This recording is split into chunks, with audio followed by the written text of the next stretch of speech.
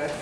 Alright then, so if I get started then, and we're recording. So first of all, we're going to be dealing with diplomacy today, and it's going to be a general introduction. Then let's not forget that our overall paradigm is the entangled world, okay? And I chose this picture in particular because I think it represents entanglement. Entangled seems to me to have connotations of being imprisoned, of not being able to get away even if you want to. So it's not positive, like if we think about a word like globalization, that could be seen as a very positive word, can't it? Because actually it seems as though that we have one world, we're not likely to go to war so much, we have greater cultural understanding, etc. Entangled, I think, is more ambiguous. Who thinks it's a negative word? Put up your hands. Who thinks it's a positive word? Who has no opinion? Oh dear, no opinion, people, that's a little bit sad. Usually I think entanglement has quite a few negative connotations.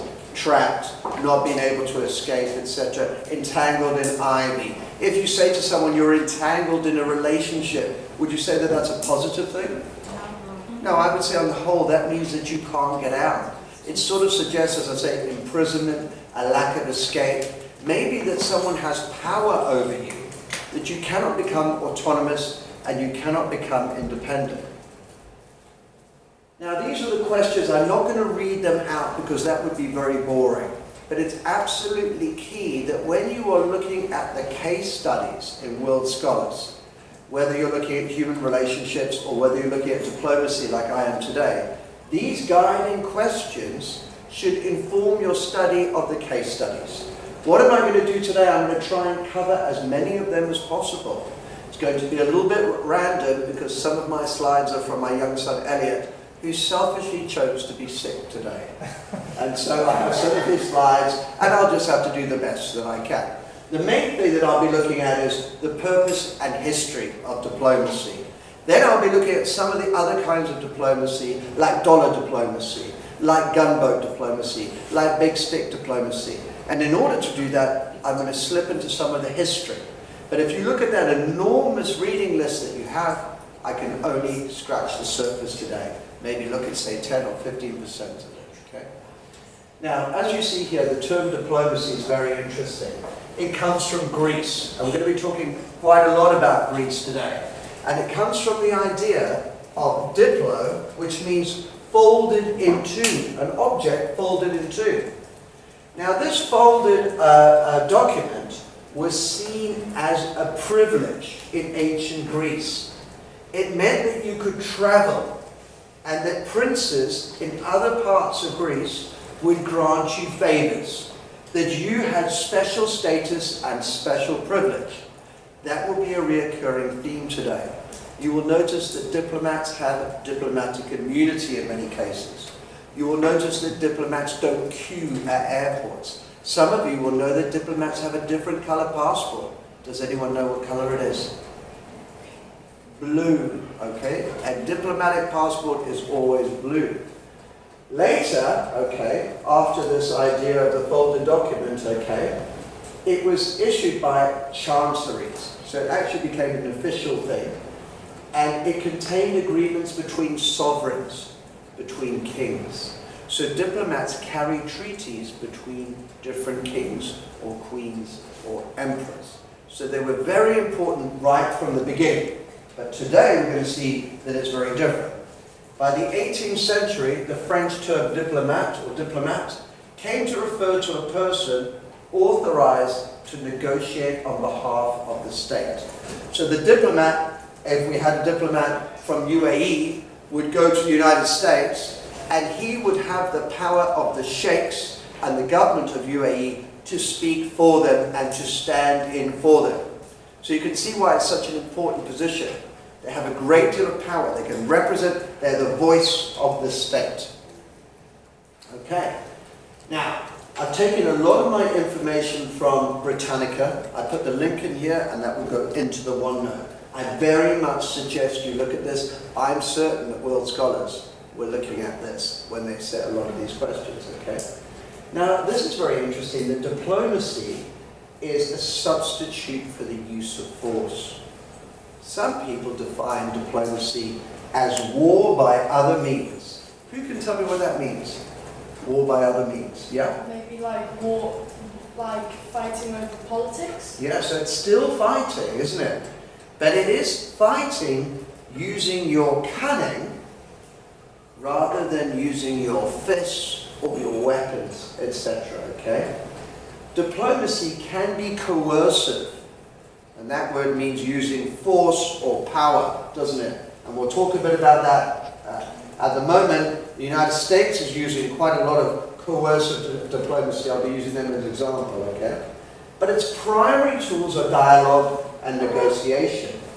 That doesn't always mean that that dialogue and negotiation is fair, because countries are not always equal, okay?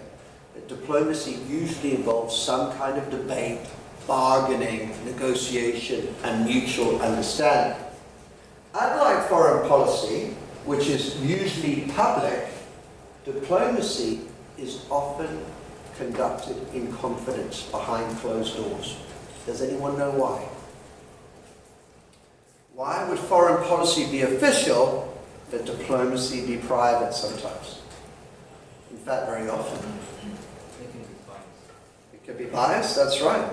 But often, governments aren't really meaning what they say.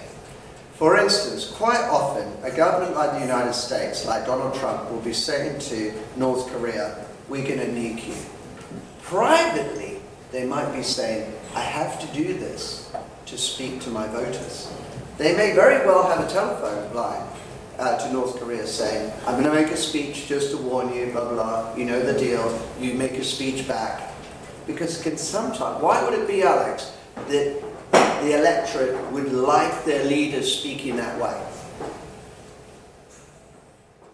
Probably because it speaks to the public and it will work towards their image to the public. It works towards an image of strength and power, even if they don't mean it. So remember that, that's a key point, okay? Foreign policy, public, diplomacy, much more private. Everyone got it? Okay.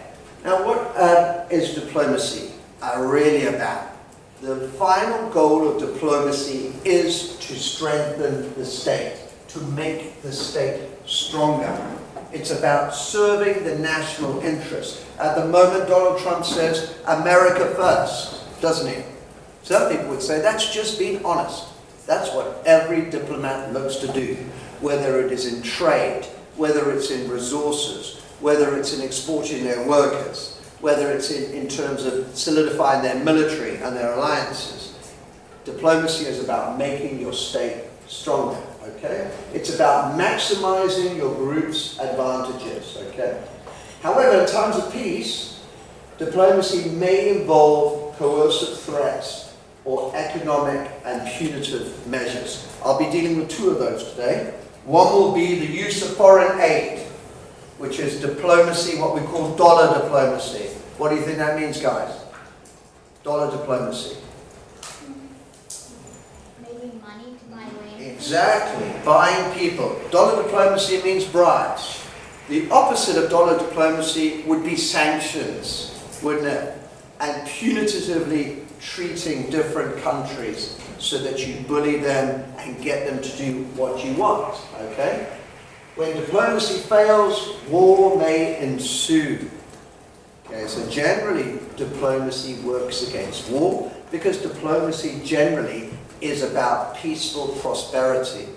So you could say that war takes up when diplomacy ends. But I think that that's too crude a dichotomy. I think that war and diplomacy actually mix together quite a lot, okay?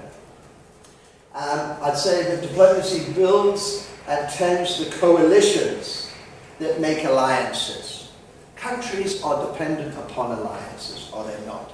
The biggest, most powerful alliance in the world, you would all know, I'm sure, is called NATO, the North Atlantic Treaty Organization. Those of you who studied the Cold War will know that the Eastern powers had its own organization. What was it called? The Warsaw Pact, okay? So that would be Russia, Poland, the old Yugoslavia, etc., the East Bloc Europe, okay? So diplomacy builds these alliances and it says, hey, we are not alone. So the job of diplomats is to make friends between countries, isn't it? Yeah?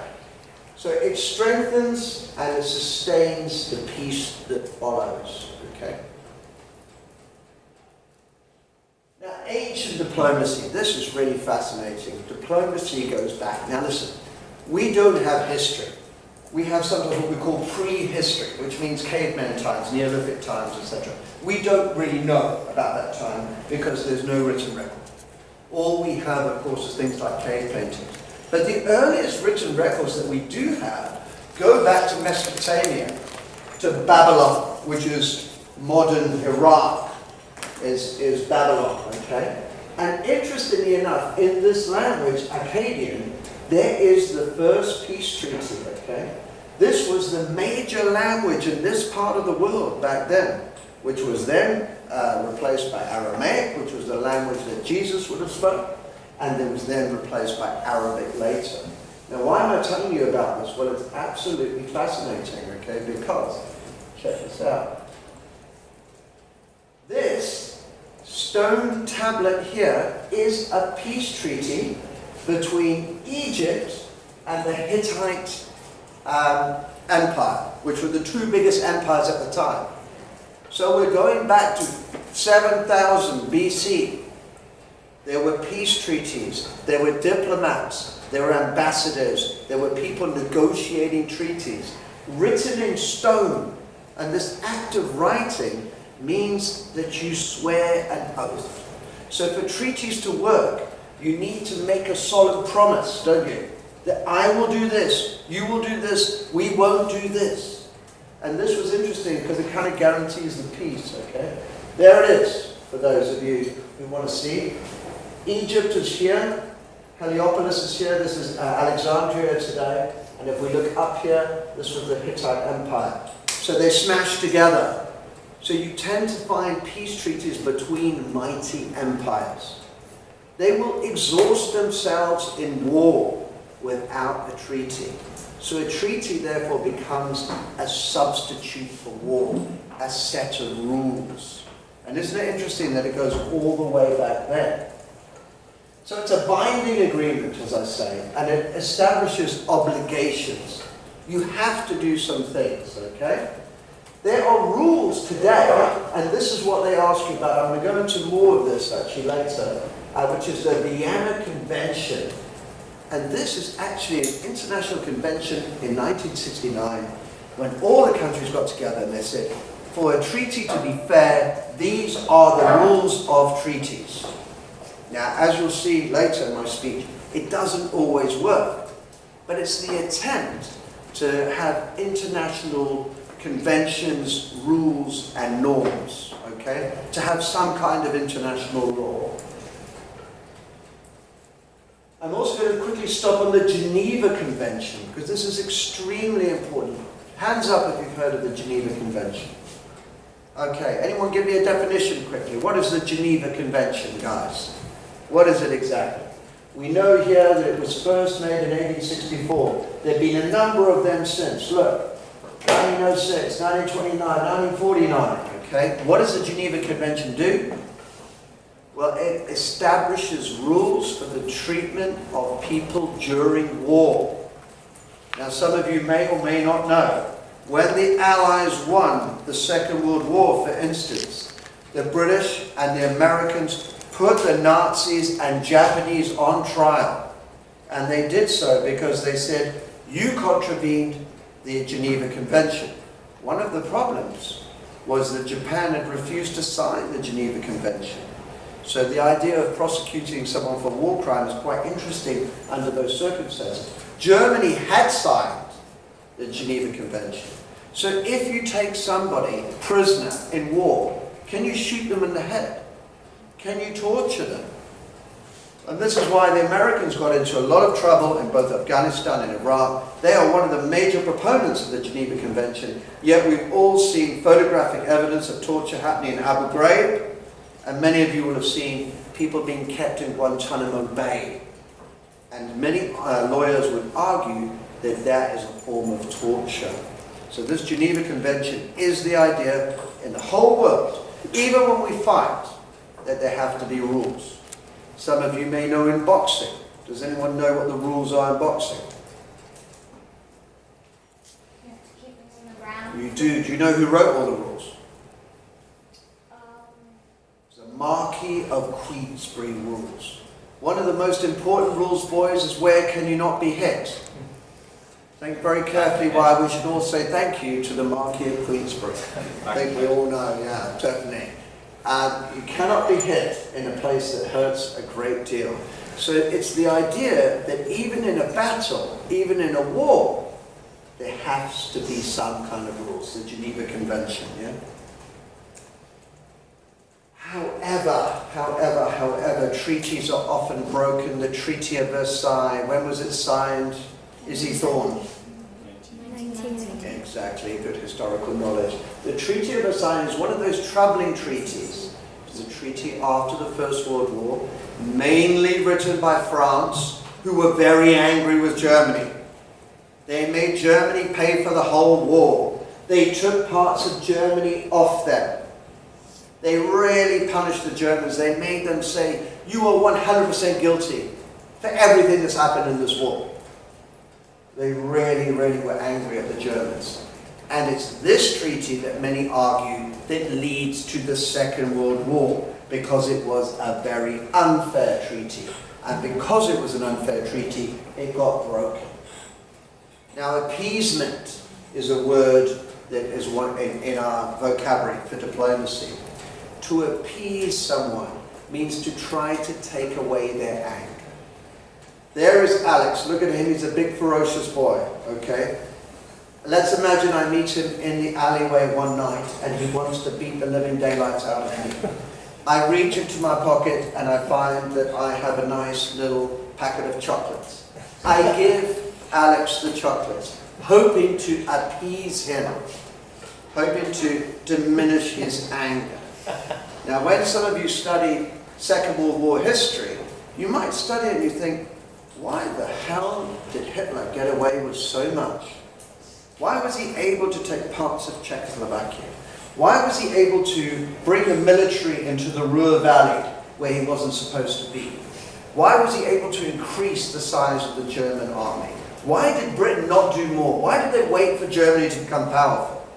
And it is this policy of appeasement, infamous by this man here, Neville Chamberlain, who was the guy who said, the Germans have been treated unfairly. Let's give them something back. Let's appease them. The only problem that we know with dictators, though, when you appease them, they take more and more. And now many people look back and they think, had Winston Churchill had his say, because Winston Churchill, as early as 1933, said, Hitler is a dictator, we should smash him now. Nobody listened to Winston Churchill at the time. They called him a warmonger. So the policy of appeasement won, and this policy meant that Hitler got his way over and over again and was able to build a very powerful German Wehrmacht army. Here's a cartoon at the time with Hitler walking on everyone's back and thumbing his nose, can you see, in enjoyment. And he did that because the Treaty of Versailles was unfair, and that meant that Britain and France felt guilty. And so we see what happens when we have unfair and bad treaties. They can end in disaster. This is very interesting, yeah? The Pacta sunt servanda in Latin. It means agreements must be kept. Very interesting. That is the Latin philosophy.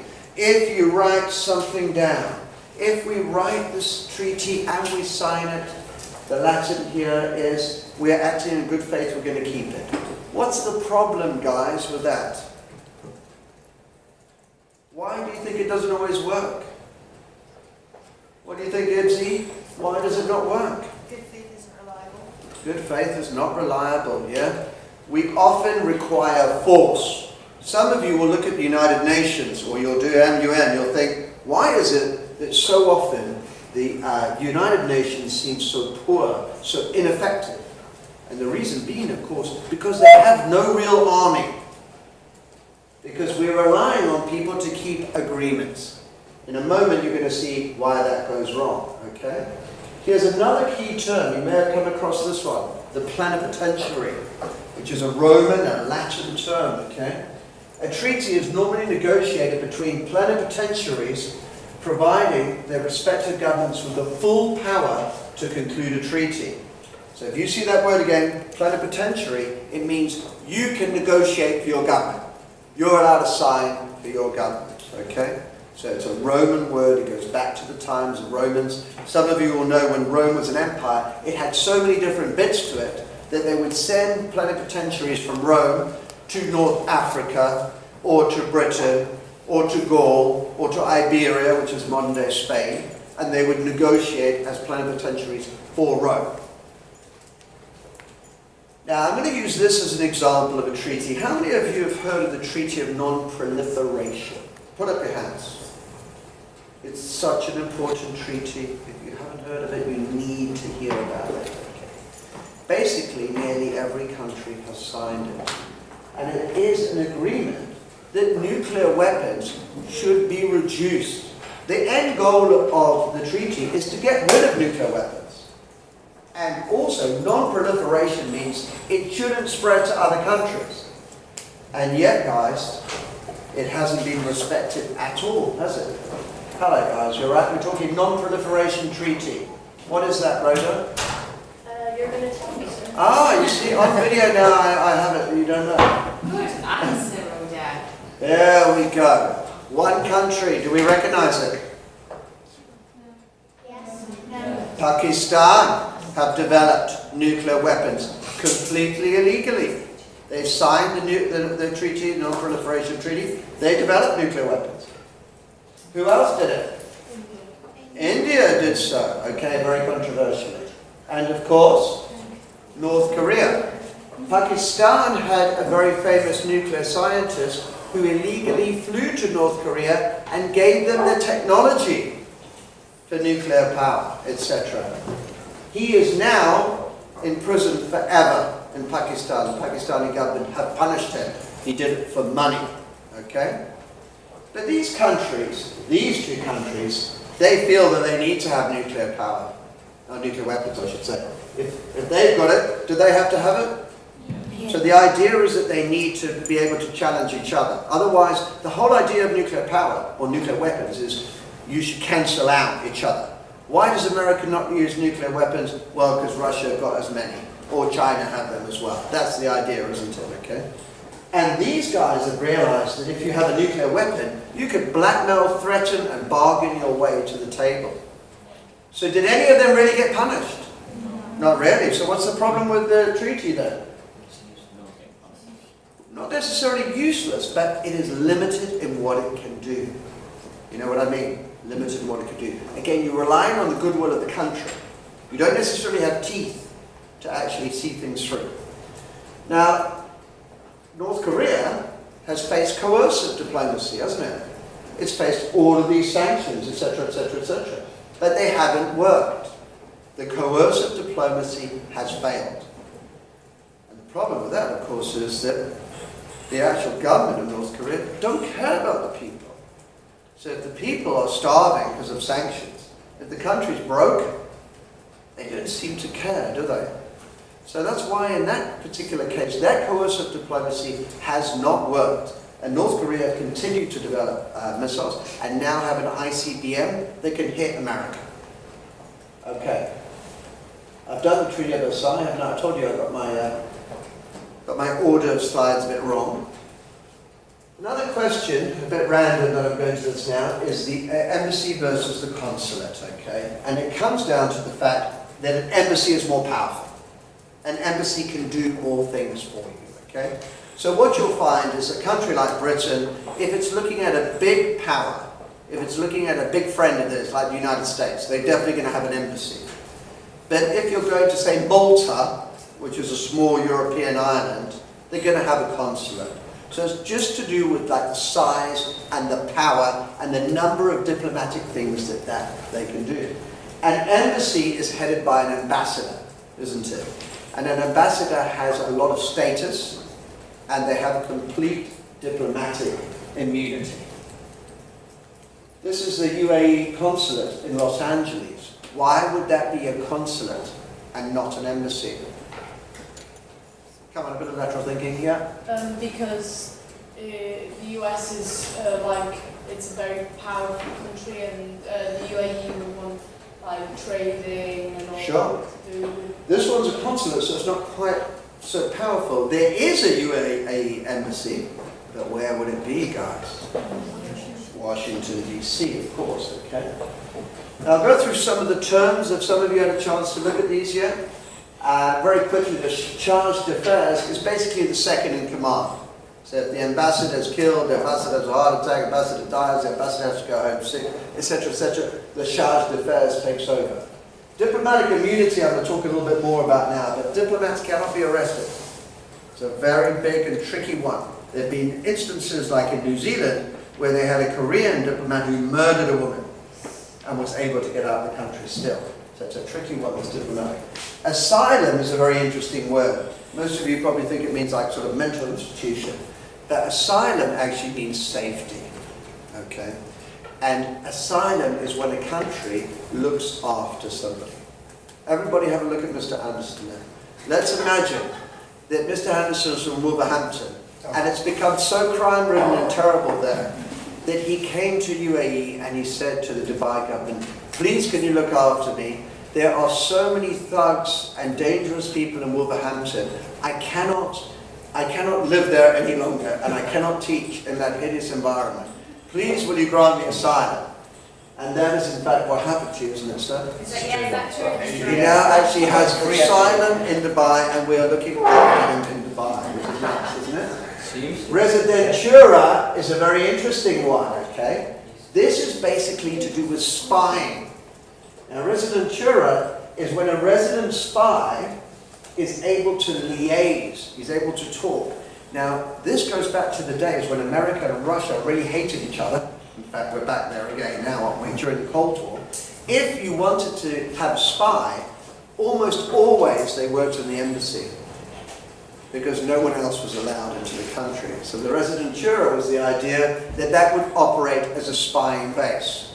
I would recommend that everybody watches one episode of the fantastic TV series called The Americans, based on a true story of Russian spies who were placed in America who were like just normal Americans. Their kids were like football stars and stuff like that. And for 2 generations they were Russian, what we call sleeper spies. Okay? And they were reporting to the residentura, the person in the embassy, okay, getting secret information, etc. Spying is a form of diplomacy. What do you think? Is it?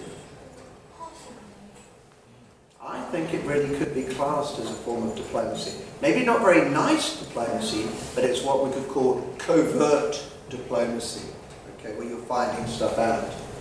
All right, finally, a mission means a group of people who's sent to a place to find something out. Okay? So that's not such an important one. Right. All right, I'm going to go fast now. The Vienna Convention is 1961, and this is the international treaty, okay? It forms the legal basis for diplomatic immunity. Diplomatic immunity, like I said to you, is you're not allowed to imprison diplomats. Now, why is that, guys? Well, this is the actual real laws, okay? The idea is that if a country is hostile to you, I'm going to use Mr. Anderson again because I like him.